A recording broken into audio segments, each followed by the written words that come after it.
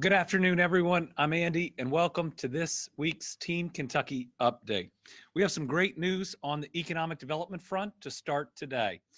We continue to be on the biggest, best economic development win streak in our state's history.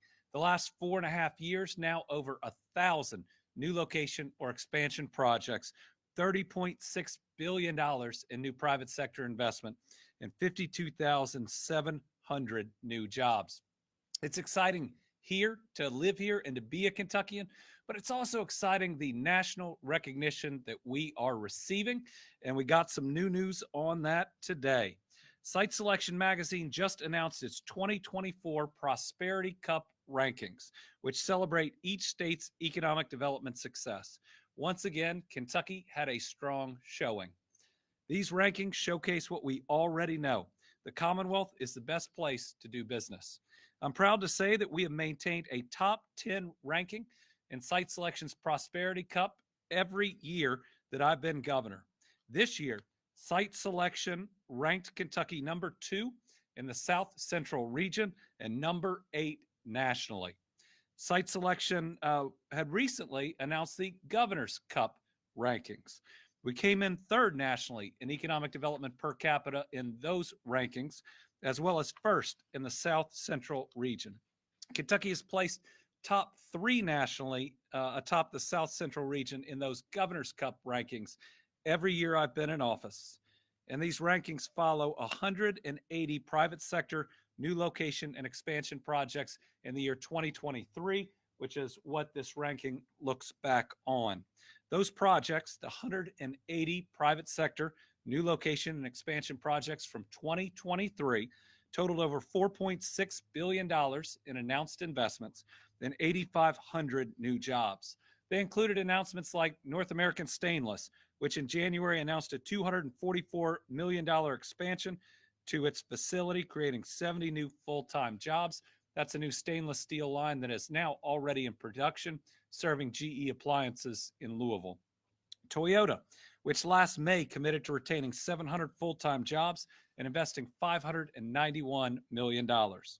In fact, North America, which last June broke ground on a $53 million expansion in Campbellsville, they're going to add 220 Kentucky jobs.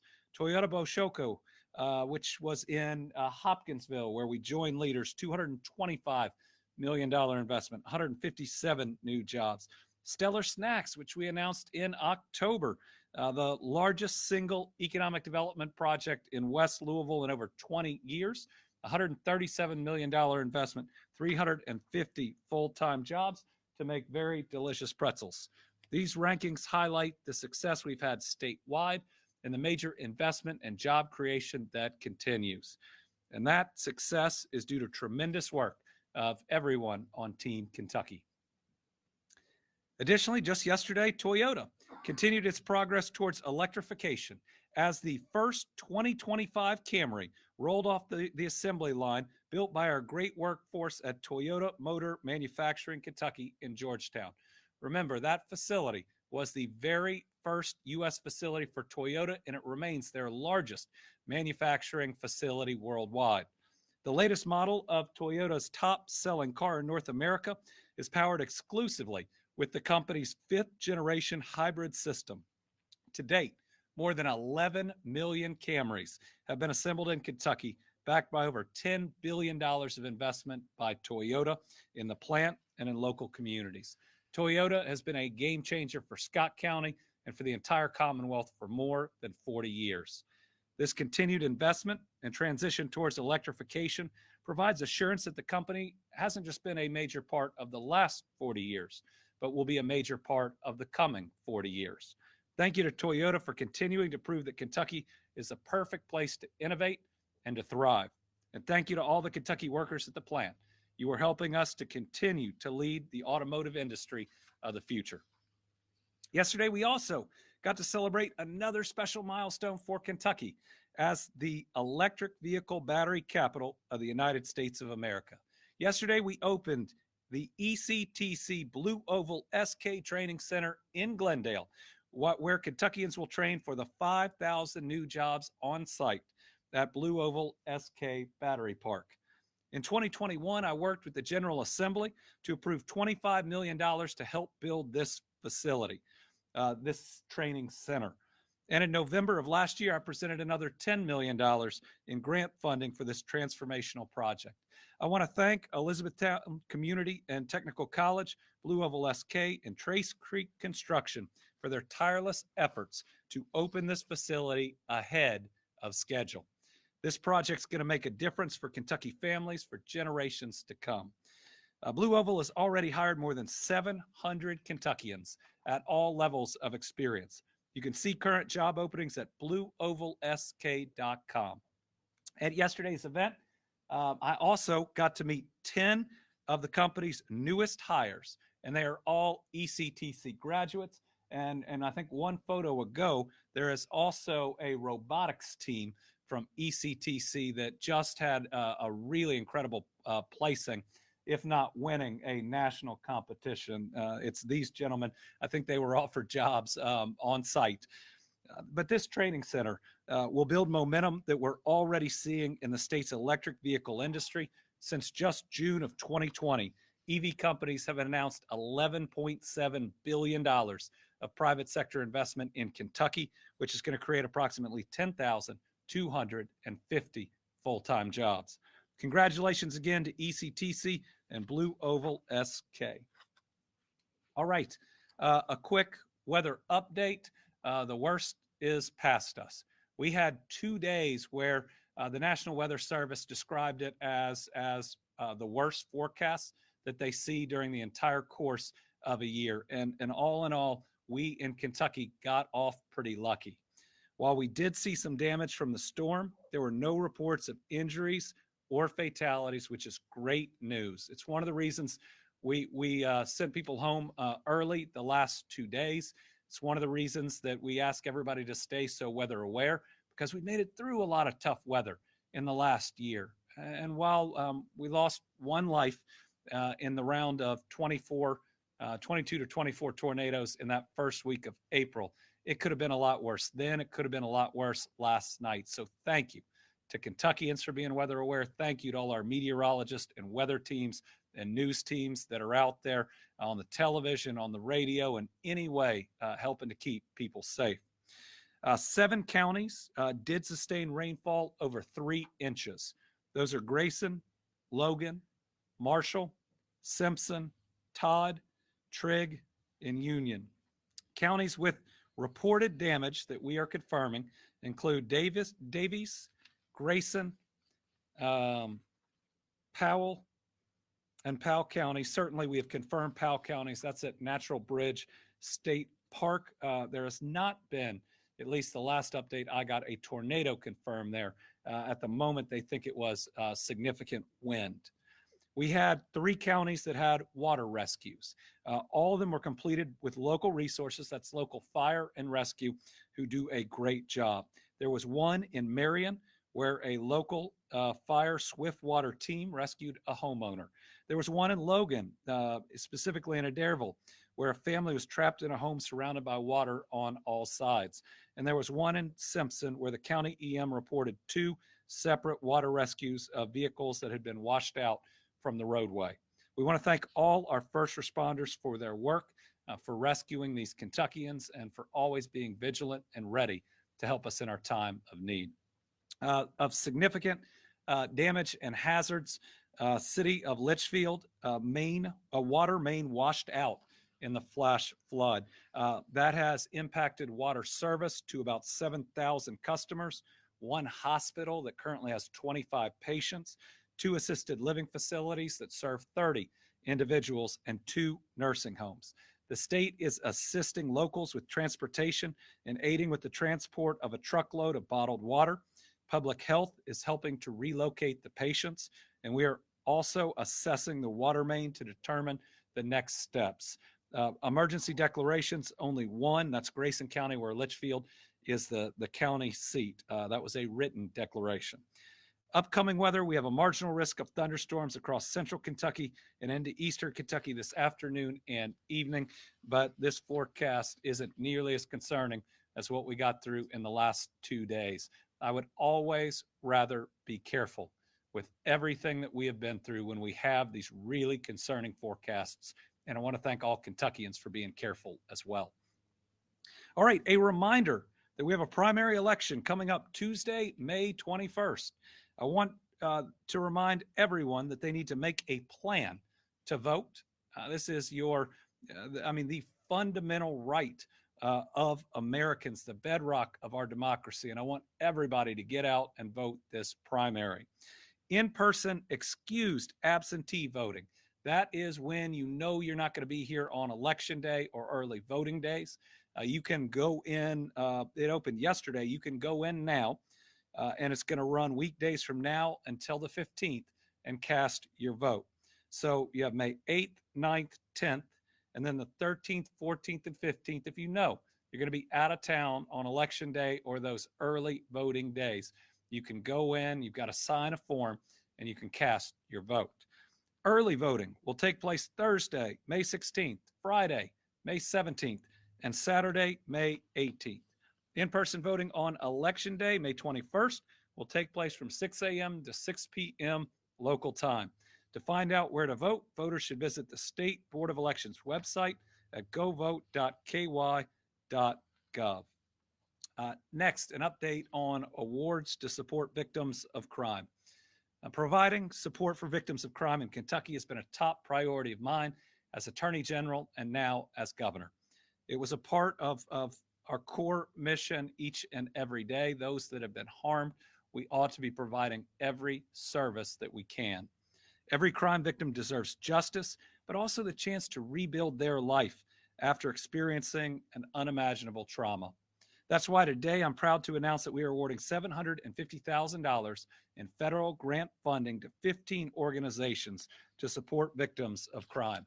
This funding allows us to continue to be with survivors every step of the journey, just as we pledged. One organization that's been awarded funding is the Barren River Area Safe Space, or BRASS.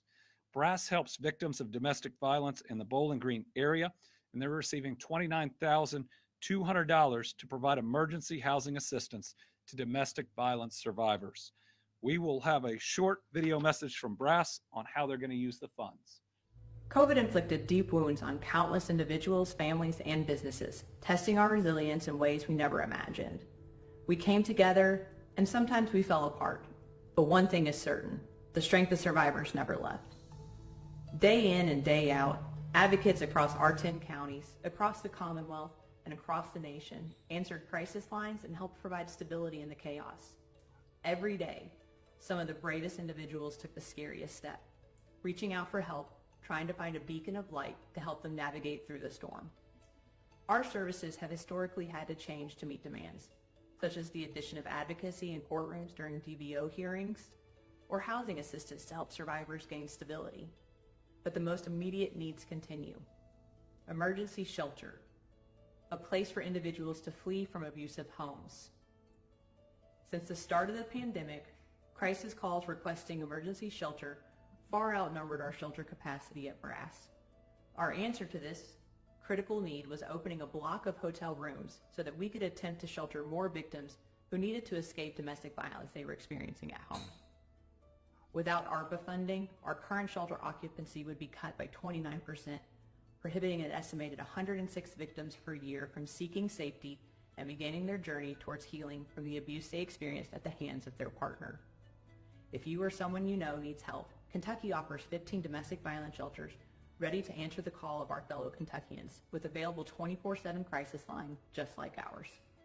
Our number is 1-800-928-1183, or you can call our State Coalition 0B at 1-800-799-7233.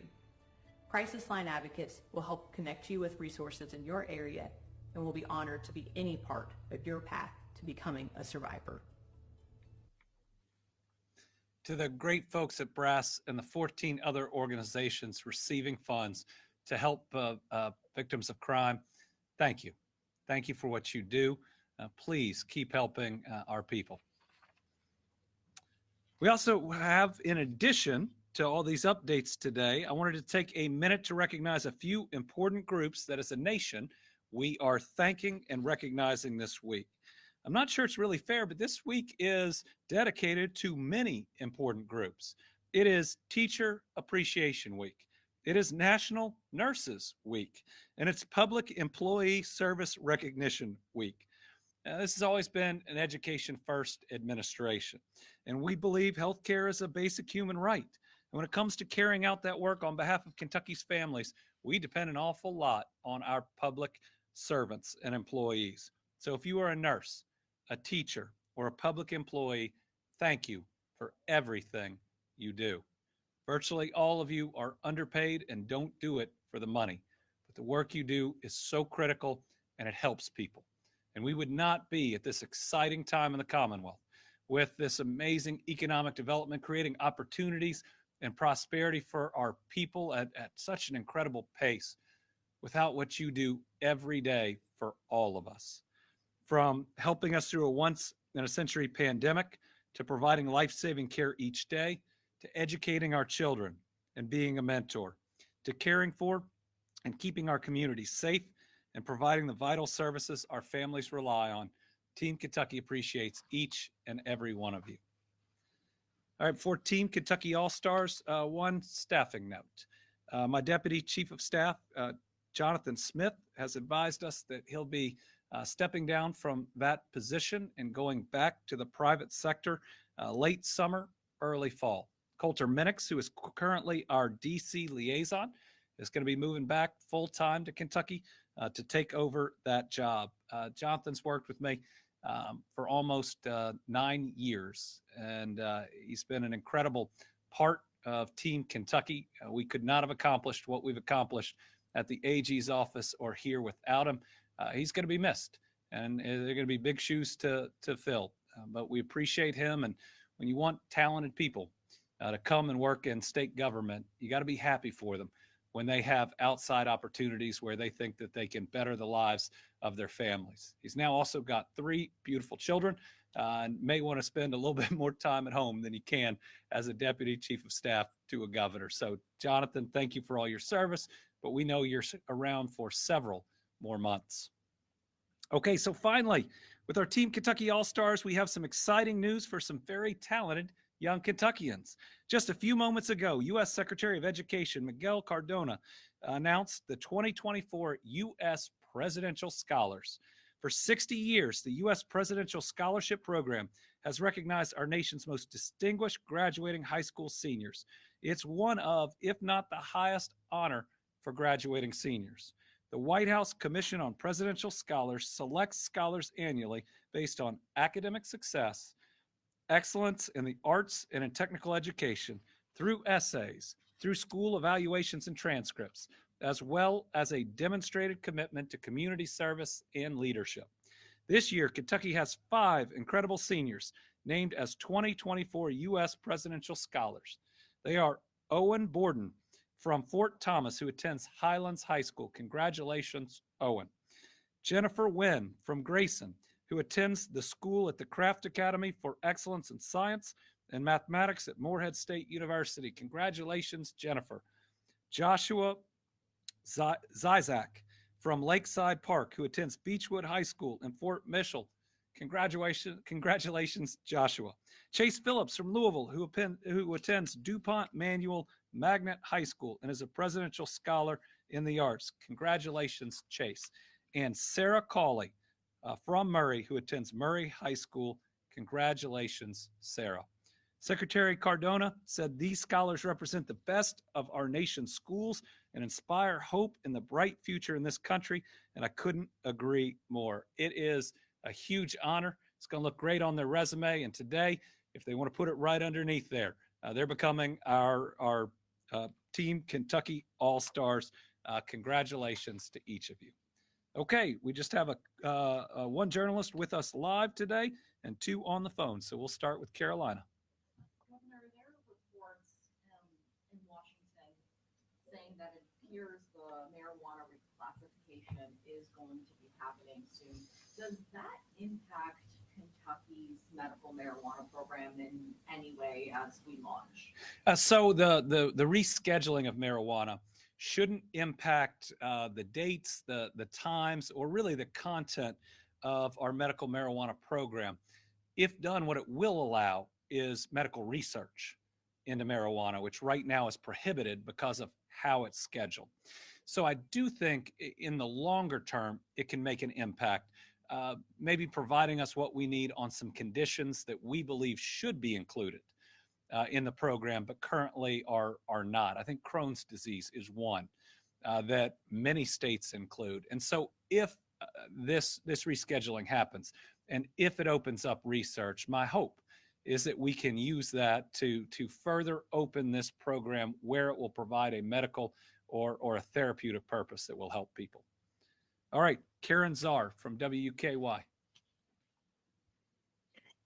Good afternoon, Governor. Thanks. Do we know the economic impact yet of online betting from the Derby? Thank you. Ooh, I believe the handle has come out on that. Let us get you the numbers on that. The predicted economic impact of the Kentucky Derby, I think, was around $400 million that I saw. I will say that we saw more online betting and sports betting the Derby this year than ever before. So let me see what type of quantifiable data we already have. Actually, I think I'm meeting with the Horse Racing Commission in about an hour. So let me get that for you, Karen. But let me just say the Kentucky Derby this year was incredible. Viewership was up. We had a huge attendance at the track. We had an amazing race. So close between three horses. My friend Kenny McPeak won his first Derby as a trainer, won the Oaks 2. It's the first time in, I think, 57 years the same trainer has won both. So congratulations to Kenny and the whole team. Just a great way to show off Kentucky. We had a big economic development group. I believe we will see more jobs come out of that. So a really good Derby for the Commonwealth. Sarah Ladd with the Kentucky Lantern. Yeah, thank you. I have a couple now, if that's okay. The first one is just a clarification point on the storm update, which is which hospital is having to relocate patients and where are they going? And then the second point, I'm looking for a bit of a COVID update, specifically the new flirt variant. Do we have that in Kentucky now? And are there any public health concerns about that variant, since I'm hearing it's a bit more resistant to vaccines than maybe previous strains? Thank you.